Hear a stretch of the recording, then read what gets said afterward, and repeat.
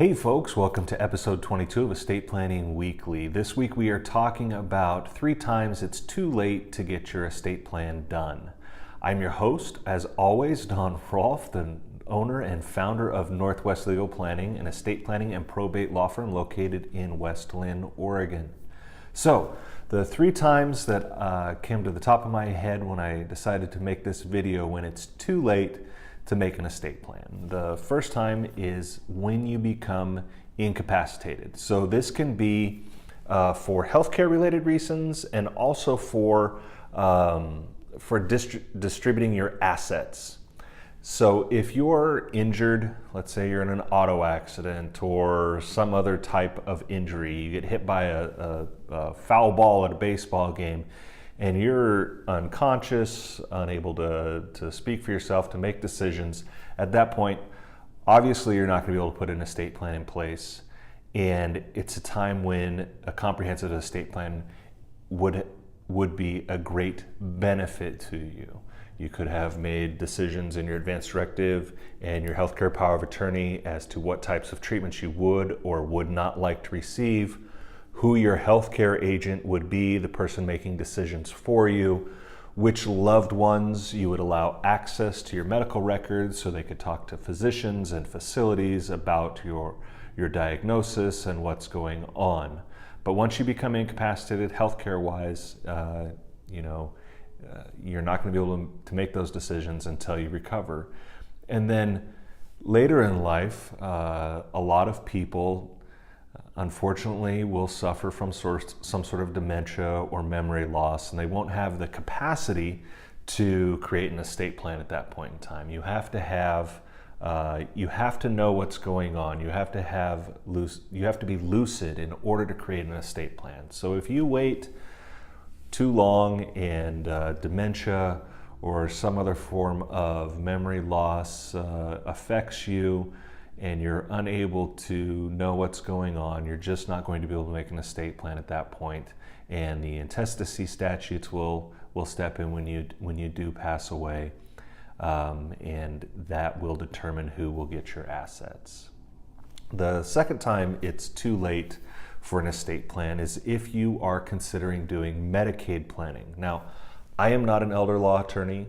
I don't do Medicaid planning, but I have a grasp of it, just enough to know that at a certain point, once you have started to make payments for long-term care or an assisted living facility, that as time goes on, you have less and less opportunity to try to save and retain some of those assets and get them out of your estate in order to help you qualify for Medicaid.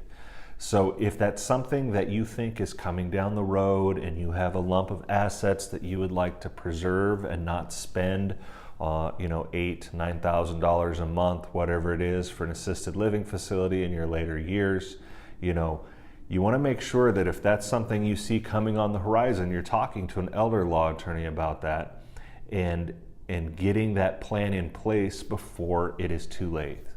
And then the third time that it is absolutely no coming back from it, too late to create an estate plan, is after you're gone. And I wish that there was a way to tell you when that time is going to happen, when it's going to be too late because you've passed away. Unfortunately, none of us know when that's going to happen. I'm 42 years old, and I don't know how many more years I have left or days, right? I could live to be 115, or tomorrow could be that fateful meeting with a bus. I just don't know. However, when that day comes, if I didn't have an estate plan in place, then it's too late. And the intestacy statutes, once again, are going to creep in, and they're going to take over, and they're going to determine who's going to inherit from me, who's going to get my things.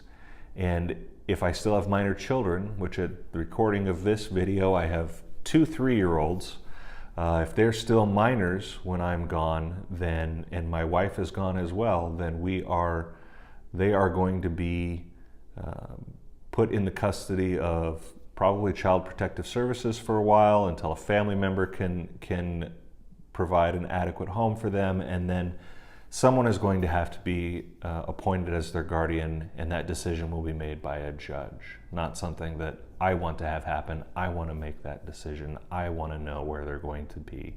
I want to have that peace of mind. So, by the way, if you have any questions about this or any other estate planning topic, you can talk to me absolutely free about that, and I will answer any questions that you have. All you have to do is go to myestateplanmeeting.com, and there's a calendar there. You can schedule a consultation with me for 30 minutes, an estate planning strategy session where I'll answer questions. We can talk about what type of estate plan would be right for you. You go to that website, plug in your information, and it pops up on my calendar, and we'll meet when you decide. Or you can leave a comment below. I love answering questions in the comments. But if it is private and it's something that probably shouldn't be out for public consumption, do just go to myestateplanmeeting.com and schedule that meeting if you're so inclined. So again, the 3 times that it's too late to make an estate plan is 1, if you've lost capacity, whether that's from an accident or decreased mental faculties.